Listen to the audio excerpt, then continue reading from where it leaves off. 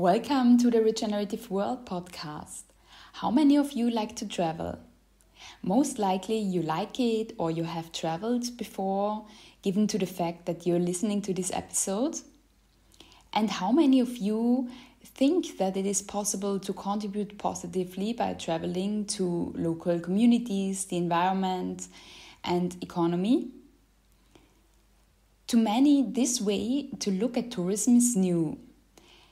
And to see tourism as a way to develop places, environment, people, and the local economy is called regenerative tourism.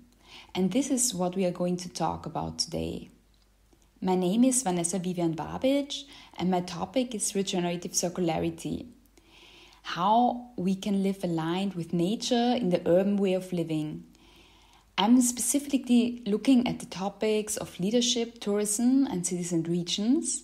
And that's why I founded the Regenerative Circular Innovation Organization CirConnect. I'm happy to talk with the amazing Dianne Dredge today. Dianne is the founder of the Tourism Colab with the mission to disrupt all tourism patterns and provide new thought leadership, learning journeys and projects. She's adjunct professor of tourism at the Federation University in Australia and has been professor at the Lund University and Aalborg University. She's member of the International Council of the World Tourism Institute, the International Academy for the Study of Tourism, as well as member of the Catalyze 2030. She has published 8 books and 250 papers and given more than 40 keynotes. Dianne is currently based on Flinders Island in Australia and working on a regenerative tourism lab with the local community.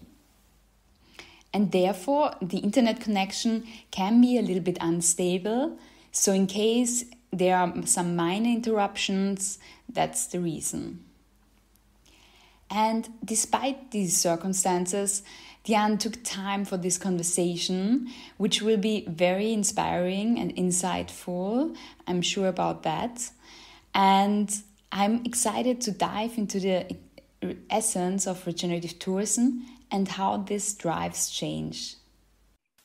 Thank you very much, Dianne, for being here with us.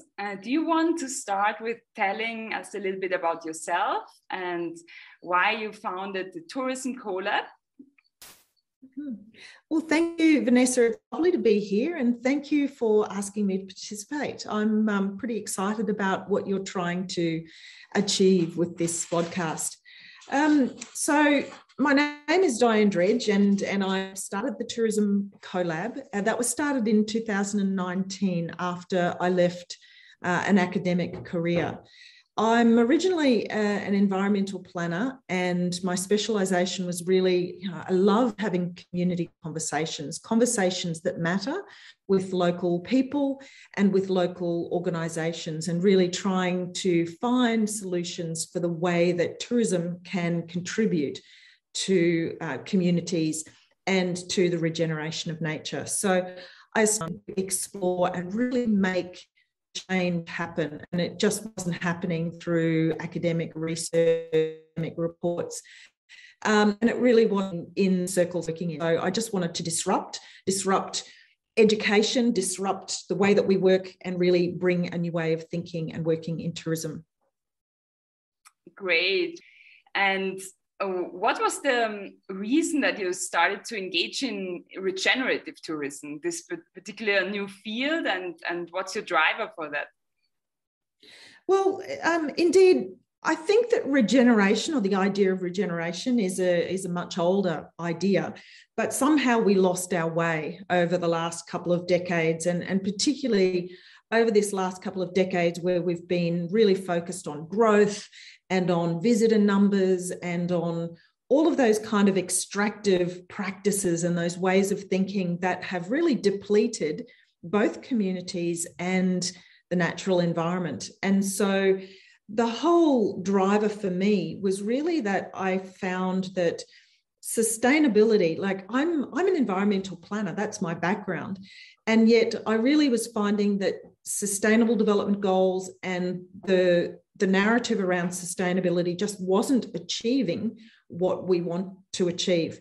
The Catalyze 2030 is a global network of social enterprise, and their research says that perhaps it's going to be up until 2090 until we actually achieve those SDGs. So we really have a huge challenge in front of us. And my feeling was that we needed to catalyze this change and to drive it forward by really becoming more regenerative.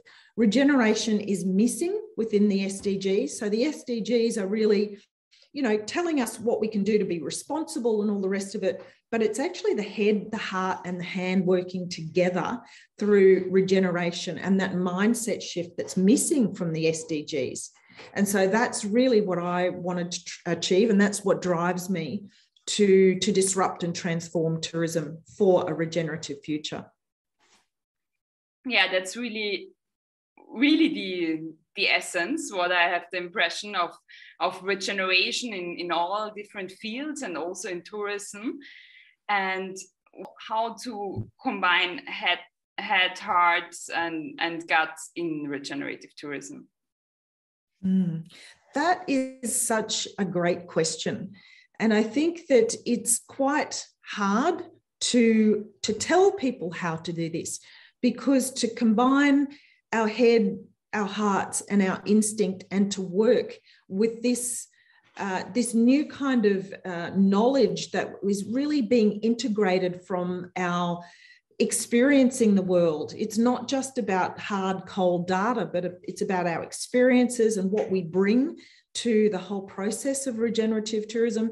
So for me, it's really about teaching people how to feel rather than how to learn what regenerative tourism is. It's how to feel it and how to feel that connection with the community, how to really feel that connection with nature, and how can we take responsibility, but more than responsibility, how can we actually care for people and for the planet in a way that, takes us beyond that hard, cold data and the scientific methodology that we've relied on for the last 100, 200 years. So yeah, for me, in a nutshell, it's about feeling how we're moving forward and really investing that emotional energy in an integrated kind of intelligence. And of course, Indigenous people have known this for millennia, and we're really only just kind of figuring this out now. And we need to really try to listen and learn and integrate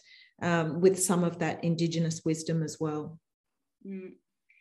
Yeah, I agree so much with all of that, what you say. And I think in the course of regenerative tourism design that I'm participating on, that you're leading, you integrated very well, like the head, the heart, and the gut, like all the different fields. So how is that actually when you apply that and work with municipalities, destinations, and companies? How do they respond to it when you let them feel regenerative tourism?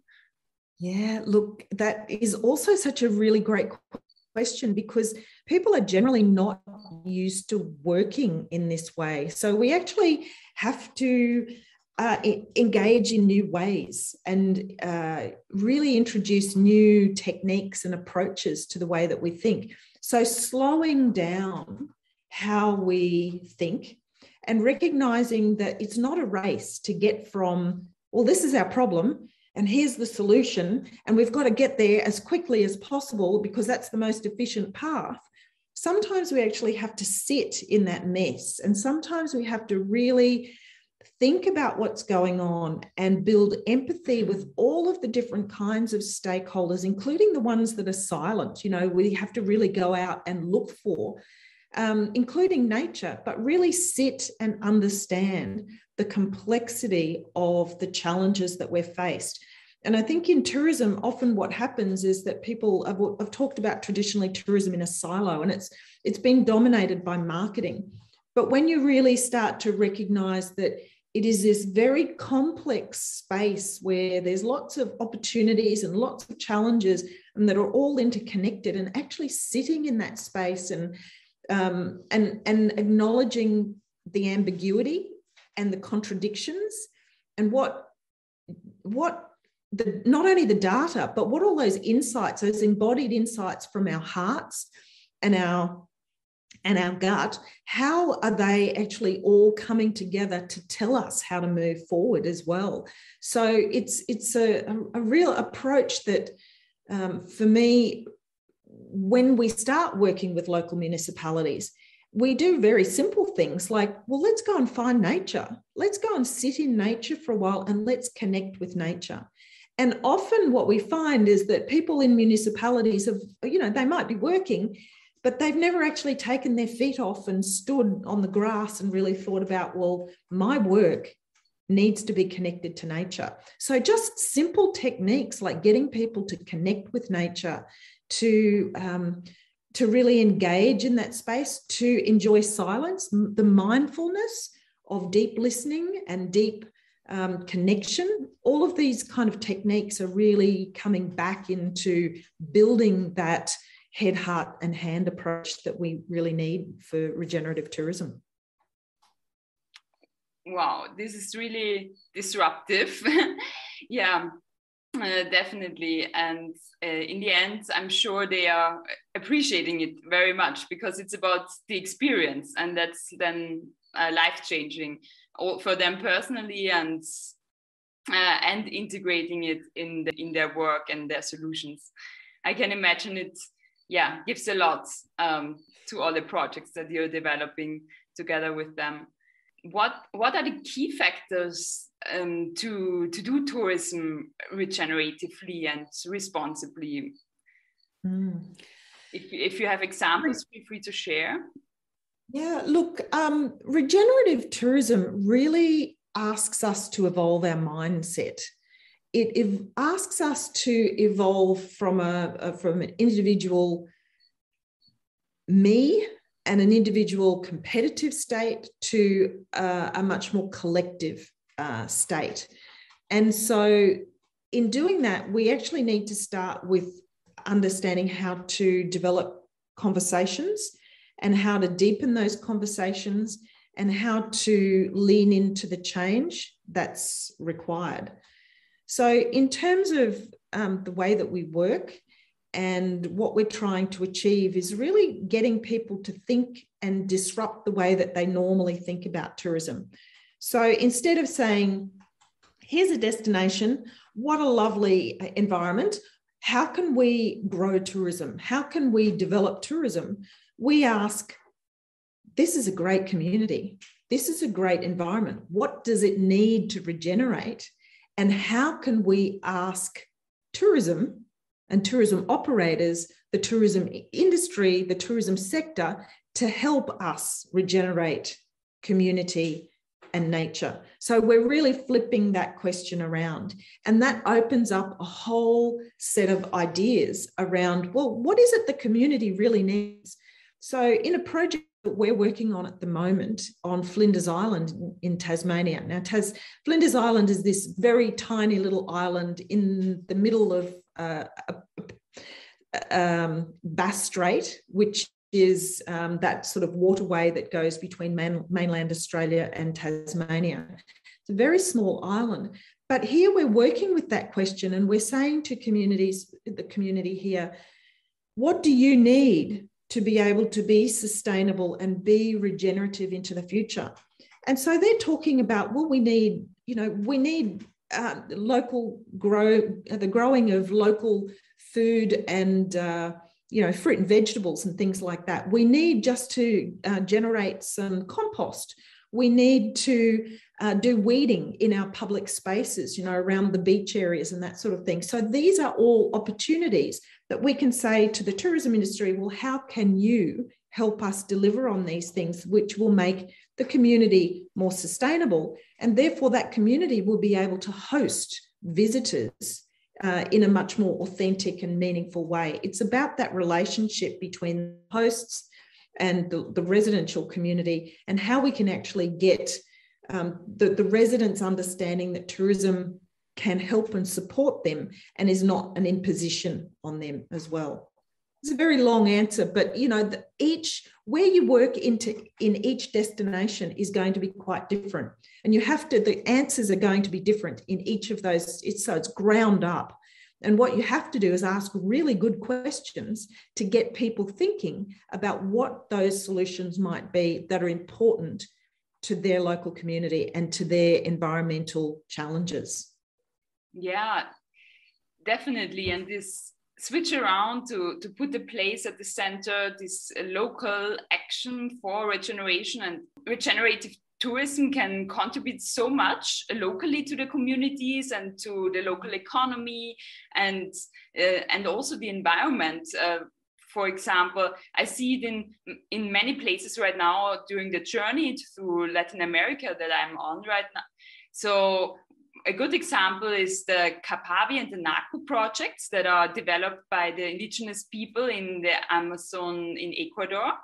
And these projects are developed by these indigenous people, Achua and Zapara. And they are really an important economical income and also an important argument for the government and also for oil and mining companies to not come into these regions and cause deforestation. What do you think are the key factors that such tourism in the Amazon is done responsibly? Every context is quite different. And I go back to an example. So a place that I worked very early in my career was in regional Mexico. And I worked in a cloud forest in a botanical garden there that was seeking to be the seed bank for, cloud forests of Latin America. And so they had a very important ecological mission. And one of the projects I worked on was to try and map the routes of some of the early conquistadors through those cloud forests so that we could generate an ecotourism trail that would give a cultural heritage experience. And the fundamental sort of rationale underpinning that was the idea that in order to save these cloud forests that were subject to a lot of deforestation, just as a result of rapid urbanisation in that particular area, but rapid deforestation also as a result of sort of the economy of cutting down trees and converting it to wood chip and all kinds of other things. But the challenge here is to actually create social and economic value out of those natural resources in a way that you are trying to increase the value of them so that they remain there, so that you're reinvesting back into the fact that those forests will stay. And that value is more important over the long term than cutting down those trees or, getting rid of that forest. And so this was a very long process. And one of the things that we actually did was work with local schools and local communities to actually explain to them the impact and how tourism might actually give them an alternative source of income and caring for the natural habitat, but also being able to interpret and tell those Indigenous stories and tell those local stories that have existed through families and generations. They were actually valuable. And if you lose the forest, you actually lose some of those stories as well. So there's a lot of social and cultural value that's tied to the natural environment. Understanding that value proposition, instead of just going to the lowest common denominator, which is how much can we sell, the forest on the market for, or, trees, and it is about really understanding how value is created and how to communicate that value to the local community. But I think one of the biggest challenges of all, particularly in the time that I was working in Latin America, was the politics and the getting that value proposition clearly stated. And of course, you've got, it's just a very, very political or complex political environment. So being able to engage in all of the stakeholder narratives and getting them to understand it's not just a linear process, it's this kind of fractal process of working with all of these different stakeholders in different directions and helping them develop a narrative and getting them to understand about the importance of environmental and social value of those forests. I don't know whether I've answered that question. I've gone off on a tangent. I just really think this is really interesting what you're saying about the work that you're doing there, because it's in some respects, it's how we actually really move forward depends on these kind of projects that you're doing and making sure that they're communicated and that you're engaging as widely as possible with all kinds of actors, from the mining companies to the forest companies to governments to municipalities. Yeah, definitely. Thank you so much for sharing that, because it's really true. It's about looking whole value, basically, not only at one little part of the value, which in the long term, mid or long term, it's actually even more economical. A good example also of how regenerative tourism and done in the right way can contribute to conservation. Yeah, this was a really interesting example because, out of this process, there was an education component as well. So being able to educate your kids and having them come to the botanical garden, which is somewhere they probably would not have come before, but they made field trips to the botanical gardens and they learned a little bit more about it. And who knows, I mean, I'm hopeful that the interpretation that we did, even in the botanical gardens, triggered with some of the kids to actually pursue careers that are, more environmental. There's a lot of people who really sort of connected with these stories about the importance of the natural environment or the importance of the forests in ways that, just triggers them to pursue careers that are really change-making careers. Yeah.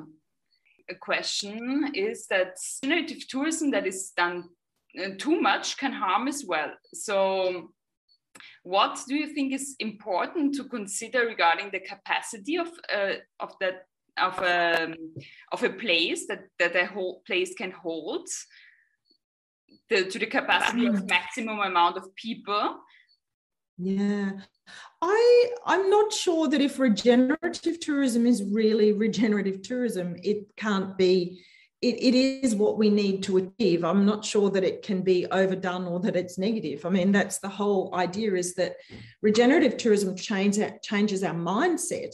And so the decisions that we make will always ensure that communities and nature have the capacity to regenerate and renew themselves. But the idea of capacity limits, I mean, that's something that comes up a lot. And it's a really complicated question. I honestly believe that there's a really important concept of allowing a spectrum of opportunities to exist.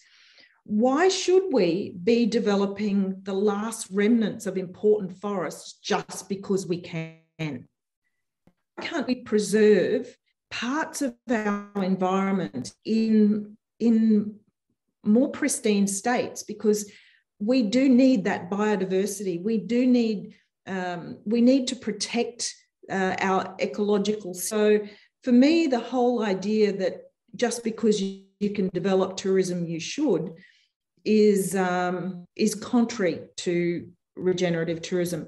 Now, if we're going to try and implement caps, in most countries, they're fairly unwilling, or it's unpalatable to talk about limits, to talk about putting caps on or limits to development, because we've come out of 200 or 300 years of thinking about the environment as being something that we can use as a resource, and we've seen it as an infinite resource to be able to power growth and economic development. And that's the mindset change that we actually need to step back from, because we do live on a finite planet and our resources are finite.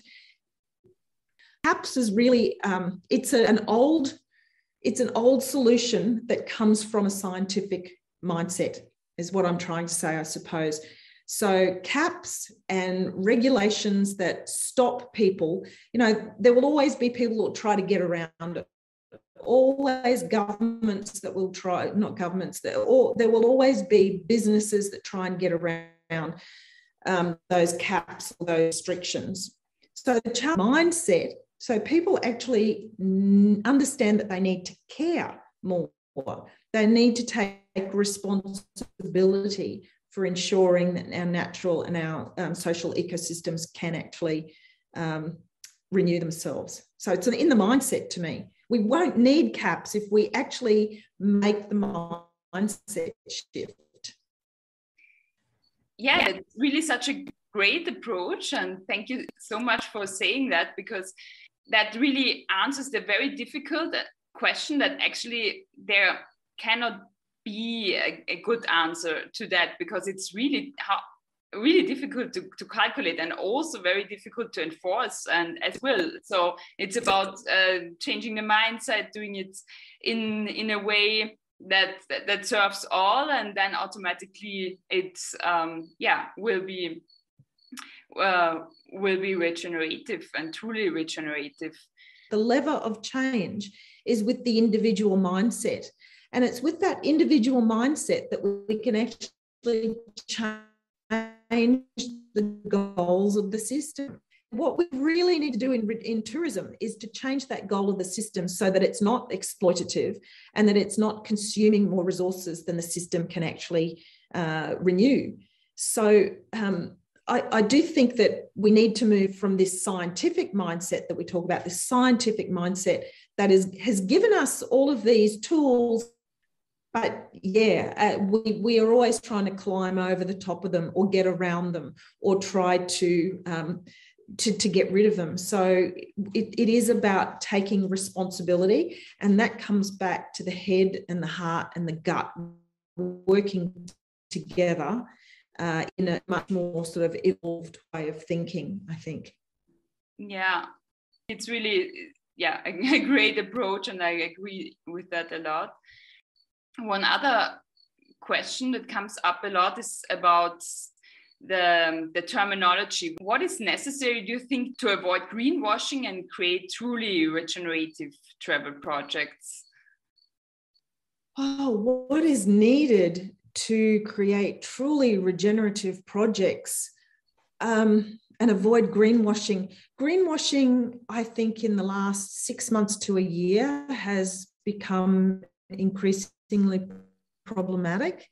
And it goes back to people who've been working in the sustainable space going, well, regenerative tourism isn't a new term for something I've been doing for the last 30 years. Well, that to me flags that person does not understand what regenerative tourism is.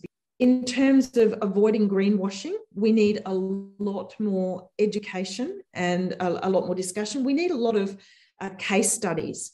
But I guess one of the things that's really important to understand is we don't actually know what regenerative tourism looks like in every single destination. We need to take the journey into the unknown, because every destination, every community is different.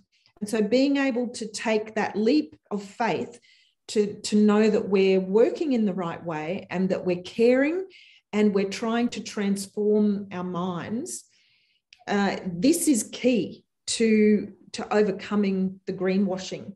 But I think when we always fall back to competition, so, whether it's governments or consultants all wanting to compete for work, and they're all trying to hop into this space. Oh, we're an expert in regenerative tourism. Nobody is. We really need to be emergent. We need to work in this emergent space, and we need to acknowledge that every solution is different, and there are no experts out there that have all of the solutions. So I don't know how that against combating greenwashing, I think we're going to have to call it out more as well. And I think if it's, it is about really coming from an interdisciplinary perspective. So when claims are made about this is regenerative, or I'm a regenerative expert, or this is regenerative tourism, we need to actually exercise a little bit of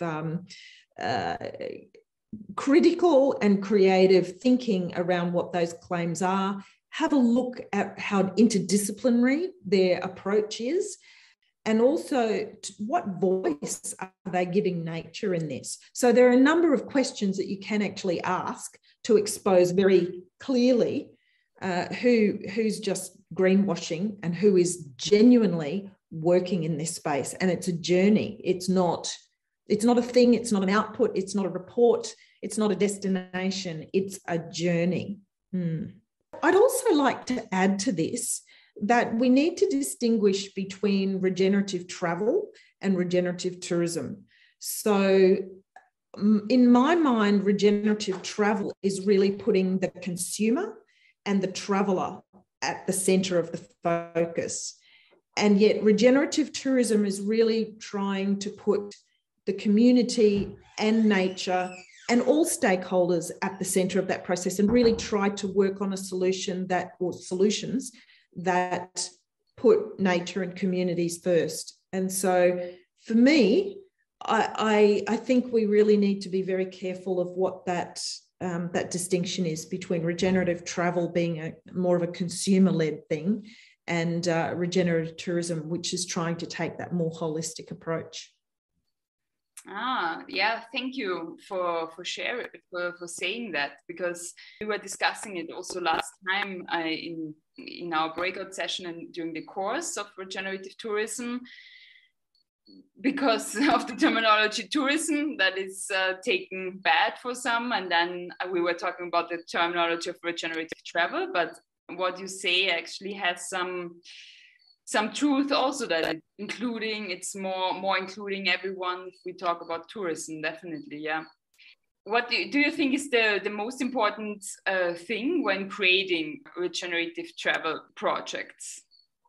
The most important thing, I think, to think about when we're creating the space for regenerative projects is to think about who's involved and who we would like to have in our conversations.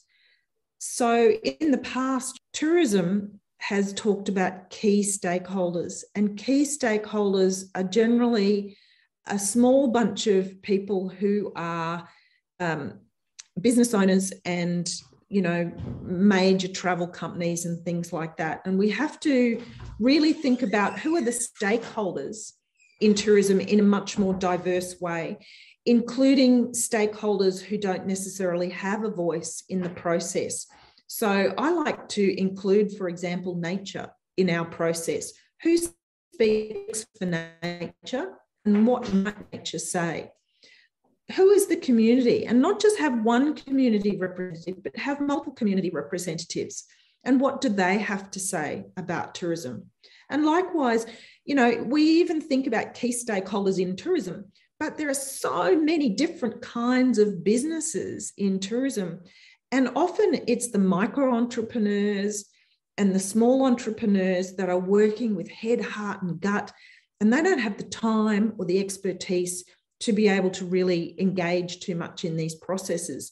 So for me, one of the biggest key dimensions pursuing a regenerative focus, have a really good, diverse, and hopefully as inclusive as possible group of stakeholders, and organise those in a way so that you actually have governance of your project throughout the project, and you're calling upon their expertise. Because there's nothing more inspirational than seeing local community members' confidence to be able to share their knowledge, their embodied, embedded knowledge, their historical knowledge, and they come out with the most creative, really extraordinary things if given the opportunity. So me, I'm working towards regenerative tourism that unlocks that ingenuity and the creativity of local people and local stakeholders to have a say in their own future and decide what they think regenerative tourism is. Wow, that was very well formulated. Super. What do you think is the enjoyable and fun factor for you and for the places, the communities to work on regenerative tourism projects? Oh gosh, I have worked from international levels, international organizations right down to local community organizations. And I love working with community organizations because I learn so much from them. But I think one of the things that I love the most is when you really develop that sense of support, that sense of confidence that they have that this project's going to be okay and they don't need to, have their guard up. That's when this kind of playfulness starts to emerge. And I love the playfulness of local communities to play with concepts and to do alternative thinking and to flip the way that they might think about tourism. So, what might tourism be if there were no tourists? How would you create, a visitor experience if tourism didn't exist? So to try and flip thinking like that. So playing with all of those creative ways of getting the community to tell their stories, and it just really triggers a lot of creativity and a lot of passion and a lot of laughter. And I just love that the play that goes on with feeling comfortable in a space that local communities feel nurtured. Very, very rewarding. It sounds very alive, these processes and journeys. So that's super. Yeah, I do love that aliveness because that aliveness brings people into the process who might have been sort of like, oh, that's just another process out there. But once they start to really lean into it and engage with it, it's not a chore and it's not something that's being done to the community. The community is with the project. And so ownership. And when you get ownership, you don't have to worry about, well, how are we going to get people to buy into this? How do we get businesses to buy into this? Do we have to incentivize them? No, you shouldn't have to. If you've really, developed this sense of confidence and playfulness and creativity, then it's people own it. They will own it and they will own their future so much more strongly. Definitely, that's so important, and then they stay behind it and implement it because it's actually everyone involved. So, and that's the key to it.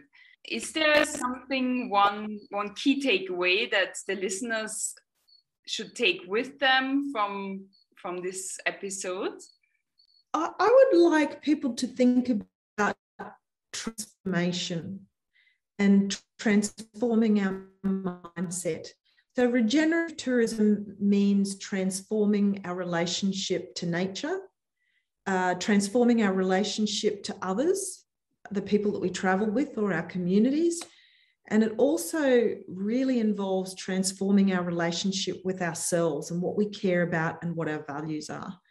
So the whole notion of transformation, I think, is a key anchor that I would love people to take away with them. Beautiful. Thank you again so much for this really interesting and inspiring and insightful conversation. And I'm sure everyone will take at least something, if not a lot, with them. I personally take a lot with me from this conversation, and I will integrate it in all our work. So thank you. Thank you, Vanessa. I've really enjoyed the conversation and good luck with the project. What an inspiring conversation about the essence of regenerative tourism and how that catalyzes change. Many thanks for listening to this episode. If you're interested in diving deeper into regenerative leadership and tourism, Stay tuned for the regenerative leadership retreats that we are going to host the upcoming year. And feel free to subscribe to the newsletter today to stay tuned for updates and new releases. In the next episode, we will explore regenerative education with Luis Camargo. And feel also free to comment and share your views on social media. And we are looking forward to hearing from you.